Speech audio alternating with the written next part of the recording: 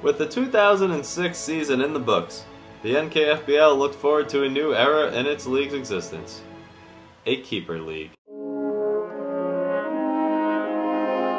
The Keeper League concept came to me at night. I usually do my best thinking around the hours of 2 or 3 a.m. And the next day, me and Pat went to a Red Sox games versus the Indians, and I brought up the idea.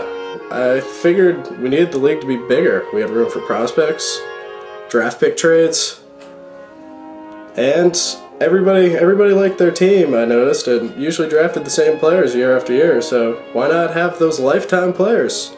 So I discussed it with Pat. He was against it at first, till he realized what a great idea it was, and the Keeper League was born. We spent before and during the game coming up with the rules, how many prospects we'd have, how many keepers, and it was made public a couple weeks later. The Keeper League was met with great favor, except from Dave Eaton, owner of the High Octane. Commissioner Henderson, disliking league dissension, axed Eaton quickly and replaced him with Dave Pierce. Because of his iron fist mentality, CZ Notes writer John Radzinski lost Henderson with the title of Czar. As the off-season was reaching a lull, the idea of raising the stakes was brought up. Henderson, Ustall, and Knapp decided the league entrance fee should be raised to $100. This brought some supporters and some cynics. The cynics were met with an ultimatum: pay up or leave. This was the end of Sean Bizovert and his Lincoln Logs. Also the end of Dave Pierce and his 2-week reign as the owner of his inappropriately named Milky is Gay. Eamon Hartnett also opposed the league fee, but quickly retracted his statement after remembering that his last name was not Hartnettstein. With 2 subtractions meant 2 additions. Connor Always Dealin' Hartnett was brought back to the NKFBL, along with a little-known newcomer, Spike's employee, Tom Dugan.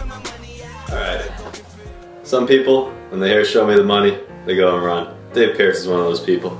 He had a nice run of about 2 weeks in the league. He made a trade. He traded away his first-round draft pick, and then he was gone.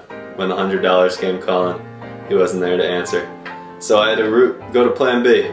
Once Pierce was in the league, who I met at Spike's, and he was recommended by Jeff Lester. There's another person from Spike's who I've also talked about the league about, and that person was Tom Dugan. I mentioned the league to him, and he was all ears from day one. He wanted it in any way possible. I mentioned maybe even an expansion team. He said, "I'll do whatever it takes." Tom was dedicated. So as soon as that spot opened up, I didn't want to hear about Dave Eaton coming back in. I didn't want to hear about anything else. I wanted to hear Tom. So pulled him out of Spike's Junkyard Dogs, and he entered the league. And since then, he has been nothing but spectacular. He's made some very, very, very questionable trades at times, but the kid's a real dynamo. He just hops in there. He had made a league story first day on the job about how he was so happy to be here. He's been on the message boards. He's been adding to this league like no other, and he will be continue to be a successful part of this league for many, many years to come. With its new members in place, the NKFBL was ready for its first ever prospect draft.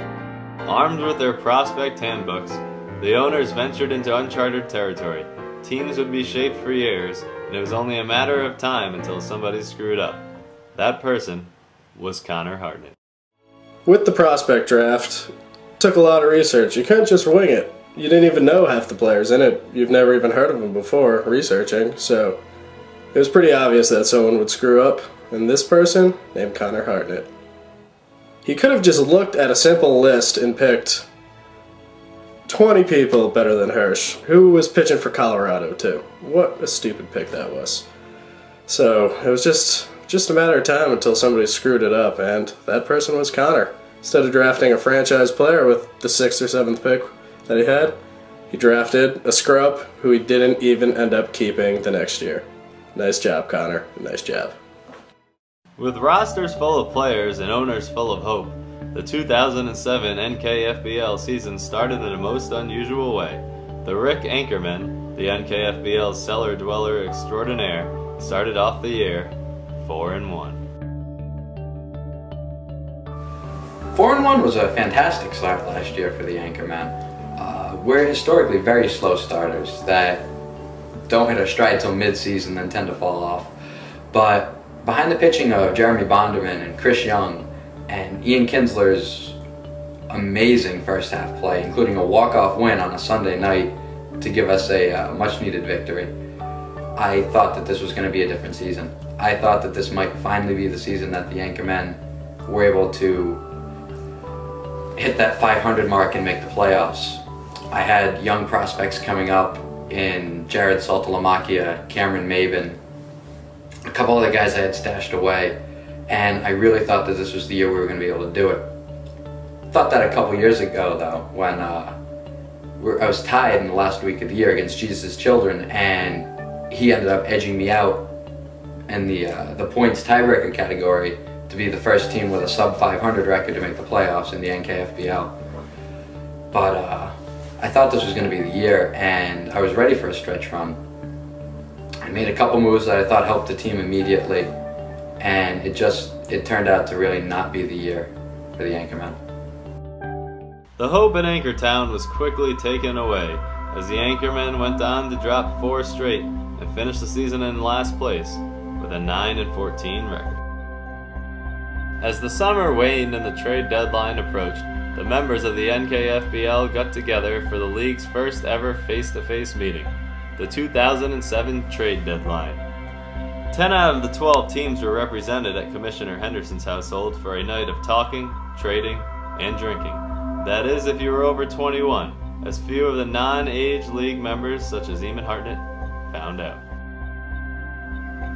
As you guys have all known, the first trade deadline meeting ever assembled at Pat Henderson's home residence under the thoughtful eye of Greg Henderson. I was not of age to drink alcoholic beverages, despite there being free beer all over the place. So I was a little depressed about it, be responsible to have 1 or 2 of my own beers. But just want to let everyone know in the league that I am of age right now. I just want to let you know. Cheers. In its 7th season of play, the NKFBL continued to grow momentum. The league's stories were being written daily, trades were coming down at a record pace, debates on Ks per 9 versus total Ks and NKFBL expansion were daily topics of conversation, and all the members were realizing they were part of something special. Well, all of the members except for one.